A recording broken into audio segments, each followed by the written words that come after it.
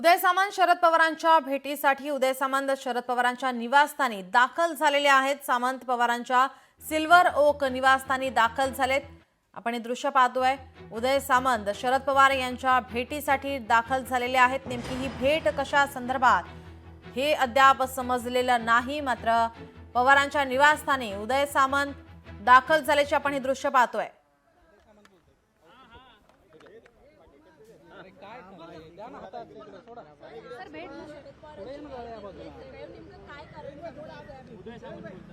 मी पवार साहेबांच्या भेटीला ज्यावेळी येतो त्यावेळी कुठचंही राजकीय कारण नसतं।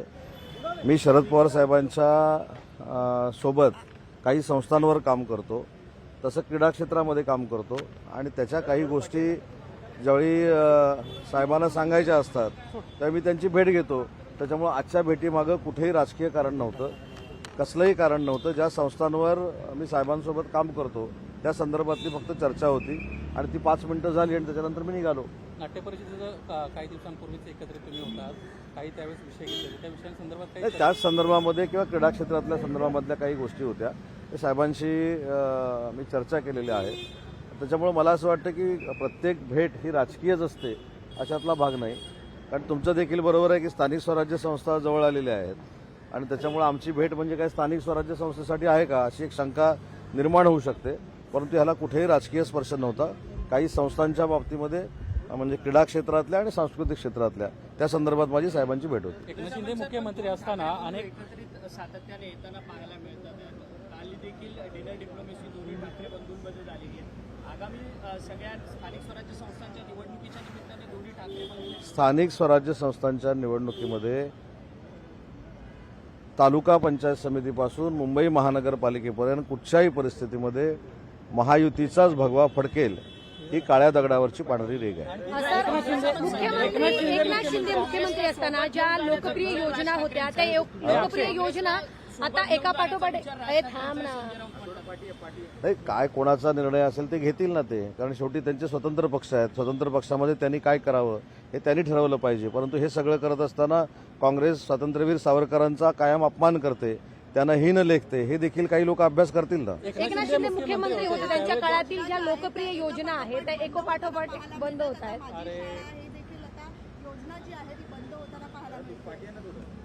या बाबतीमध्ये शालेय शिक्षण विभागाचा हा विषय, मला ह्याच्यामधली काही कल्पना नाही, परंतु सरकार चालवत असताना देवेंद्रजी शिंदेसाहेब आणि अजितदादा हे एकत्र मिळून विचारविनिमय करून सरकार चालवतात। त्याच्यामुळे एखादा निर्णय जर घेतलेला असेल तर तो कशासाठी घेतला याची मला कल्पना नाही, परंतु ज्या मुख्यमंत्री माझी लाडकी बहीण सारख्या योजना आहेत त्या कधीही बंद होणार नाहीत, ही भूमिका सरकारची आहे आणि ती सरकारची भूमिका कायम राहणार आहे। एका योजनेमुळे ज्या गोरगरिबांना इतर योजनांचा जे लाभ घेत होते मागील काही वर्षांपासून, पण त्या योजना का बंद कर, एकच योजना प्यारी काय? मी तेच सांगितलं की या संदर्भामध्ये मी माहिती घेतो, कारण मला ही माहिती नाही। मला माहिती मुख्यमंत्री माझी लाडकी बहीण योजनेबद्दल 100% आहे, ती कधीही बंद होणार नाही। आणि ज्या बंद होण्यात शिवभोजन थाळी, काही मंडळींनी सांगितलं होतं की बंद होणार, पण शिवभोजन थाळी कुठेही बंद होत नाही आणि होणार नाही। त्याच्यामुळे काही योजनांच्या बाबतीमध्ये काही जर निर्णय झाले असतील किंवा होणार असतील याची मी माहिती घेतो आणि मग आपल्याशी बोलतो।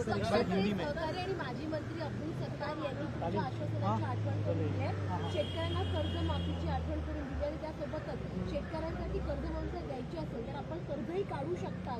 आपल्याला माहित असेल की 31,528 कोटीचं जे पॅकेज पूरग्रस्त परिस्थितीसाठी देण्यात आलं, त्यावेळी तिन्ही महायुतीचे नेते त्या पत्रकार परिषदेला उपस्थित होते तुमच्या सगळ्यांच्या समोर, आणि त्यांनी स्पष्ट पद्धतीनं सांगितलेलं आहे की कर्जमाफीच्या संदर्भातला विचार देखील सरकारचा चालू आहे। योग्य वेळी तो आम्ही निर्णय घेणार आहोत आणि त्या पद्धतीनं वर्किंग सुरू आहे। रवींद्र दंगेकर घायवळ प्रकरणामध्ये सातत्यानं रवींद्र दंगेकर एक आरोप करताना पाहायला मिळतात। चंद्रकांत पाटील यांच्या कार्यालयामधील समीर पाटील यांचाच हात आहे अशा पद्धतीने म्हणतात, परंतु त्यांना दाबण्याचा प्रयत्न होतो। नाही, दाबण्याचा काय प्रश्न येतो? दाबण्याचा काही प्रश्न येत नाही। मुद्दा असा आहे की रवींद्र दंगेकर हे आमच्या शिवसेनेचे महानगर प्रमुख आहेत आणि त्यांनी काल माननीय मुख्य नेते एकनाथ शिंदे साहेबांची भेट घेतलेली आहे।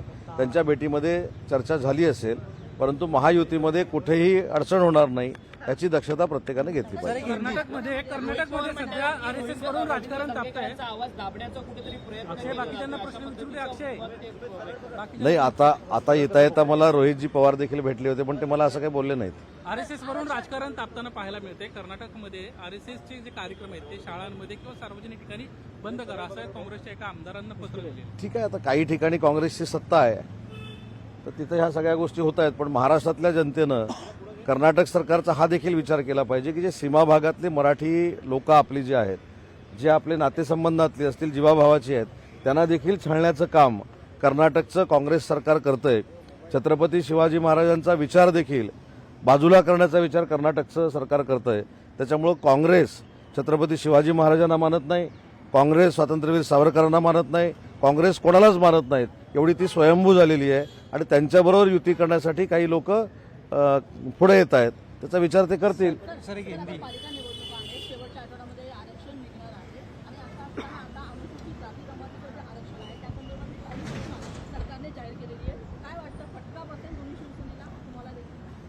एखादा GR काढल्यानंतर त्याचा पूर्ण अभ्यास करूनच तो GR काढला जातो. राजकीय आरक्षणामध्ये कुठच्याही अनुसूचित जाती जमाती असू देत, अनुसूचित जाती असू देत, OBC असू देत, कोणावरही अन्याय होणार नाही ही निवडणूक आयोगाची देखील भूमिका असते आणि सरकारची देखील हीच भूमिका आहे. त्याच्यामुळे निवडणुका आल्या की काही लोकांमध्ये जातीमध्ये गैरसमज पसरवण्याचं काम करतात. ती एक प्रोसिजर सुरू झाली, याचा अर्थ निवडणुका आता लवकर लागणार आहेत. त्याच्यामुळे अनुसूचित जाती जमाती असू दे, अनुसूचित जाती असू दे, कुठच्याही घटकावर राजकीय अन्याय होणार नाही ही भूमिका सरकारची राहील. दुसरा पक्ष असलेला भाजप आता सध्या स्वबळाची भाषा करताना पाहायला मिळतोय. सातत्यानं त्यांचे नेते मंडळी तुम्हाला कुठेतरी डिवचण्याचा प्रयत्न करतात आहेत का? गणेश नाईक असतील, इतर जिल्हाध्यक्ष असतील, नेते. मी याचं उत्तर दिलेलं आहे की तुम्ही ज्या व्यक्तींबद्दल बोलतायत ती म्हणजे भारतीय जनता पार्टी नाही. त्यांच्यामध्ये देखील अनेक पक्ष आहेत. जे बोलतायत त्यांच्यामध्ये सुद्धा अनेक पक्ष आहेत. त्याच्यामुळं ते कधी कधी शरद पवार साहेब राष्ट्रवादीची भाषा बोलतात, कधी कधी भाजपची भाषा बोलतात. हे माझ्यापेक्षा तुम्हाला चांगलं माहिती आहे. विधानसभेच्या निवडणुकीला कोण कुठनं निवडणुका लढल्यात हे पण तुम्हीच दाखवलेलं आहे. त्याच्यामुळे माझ्यापेक्षा याची उत्तरं तुम्हाला चांगली माहिती आहेत. राष्ट्रवादी काँग्रेस शरद पवार साहेबांबरोबर देखील सोयीस्कररित्या राजकारण करायचं आणि भाजपाबरोबर देखील राजकारण करायचं हे देवेंद्रजींना पूर्ण माहिती आहे. आणि कोणीही एकनाथ शिंदे साहेबांवर टीका करून एकनाथ शिंदे साहेबांचं कर्तृत्व आणि नेतृत्व हे कुठेही बाजूला होणार नाही. त्यांनी ते सिद्ध केलंय. घरवापसी होताना पाहायला मिळणार आहे काही दिवसातच पुन्हा भाजप. मला तेच सांगितलं की सध्या महानगरपालिकेपर्यंत शरद पवार साहेब राष्ट्रवादी काँग्रेसमध्ये आहेत, कारण काही तिकिटांची ॲडजस्टमेंट करण्यासाठी. त्यामुळे हे सगळं राजकारण देवेंद्रजींना माहिती आहे. त्याच्यावर मी काही जास्त बोलणं योग्य नाही, कारण गणेश नाईक साहेब देखील सिनियर आहेत आणि त्यांच्याबद्दल मी बोलणं योग्य नाही. पण त्यांनी देखील माननीय एकनाथ शिंदे साहेबांबद्दल बोलू नये, कारण ते आमचे मुख्य नेते आहेत. त्यांच्यावर केलेली टीका कोणीही शिवसैनिक सहन करणार नाही.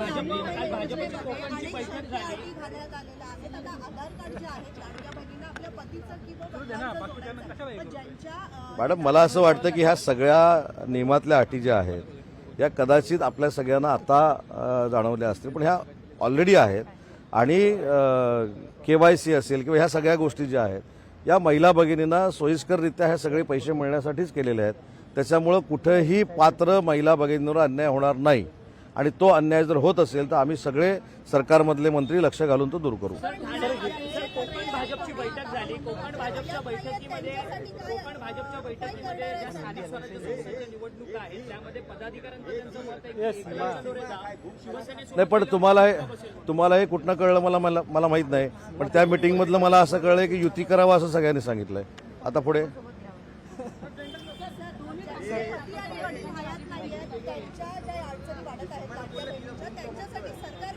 त्या संदर्भामध्ये देखील नक्कीच आम्ही माहिती घेऊ.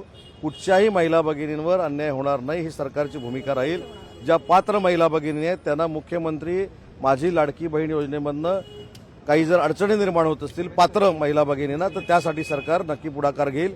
मी स्वतः त्या खात्याच्या मंत्री माननीय आदित्य तटकरेंशी मी चर्चा करेन आणि या संदर्भात एक बैठक लावायला सांगेन. संजय राऊत असं म्हणाले की मनसे आता महाविकास आघाडीमध्ये येते आहे. दिल्लीतल्या त्यांच्या नेतृत्वाशी आम्ही बोलत आहोत आणि ते काँग्रेस लवकरच महाविकास आघाडीमध्ये येतील. नाही, मी बोललो ना काँग्रेसच्या महाविकास आघाडीच्या सहभागाबाबत आणि राजसाहेबांच्या त्या महाविकास आघाडीमध्ये येण्याबाबत मी मगाशीच बोललो. की ज्यावेळी राजसाहेब महाविकास आघाडीमध्ये येत आहेत की येत नाहीत मला माहीत नाही, परंतु काँग्रेसला येण्याची संमती आहे असं जे सकाळी सांगण्यात आलेलं आहे, तर त्याच्यामध्ये राजसाहेब नक्की ही महाविकास आघाडी करत असताना स्वातंत्र्यवीर सावरकरांबद्दलची काँग्रेसची नक्की भूमिका काय आहे हे विचारतील. कर्नाटकमध्ये काँग्रेसचं सरकार आहे, जे मराठी माणसाला त्रास देत आहेत, छत्रपती शिवाजी महाराजांचे पुतळे हटवत आहेत, या सरकारला जाब विचारतील. ते काँग्रेसच आहे आणि त्याच्यानंतर ह्या घटना घडतील असं मला राजकीय वाटतं.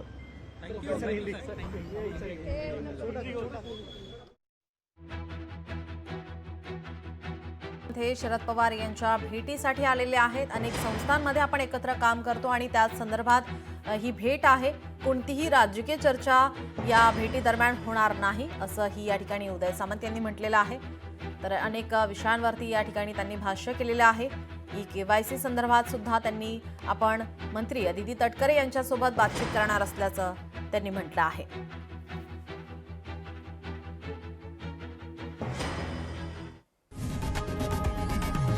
लोकशाही मराठी ऐका, पहा, जागरूक रहा.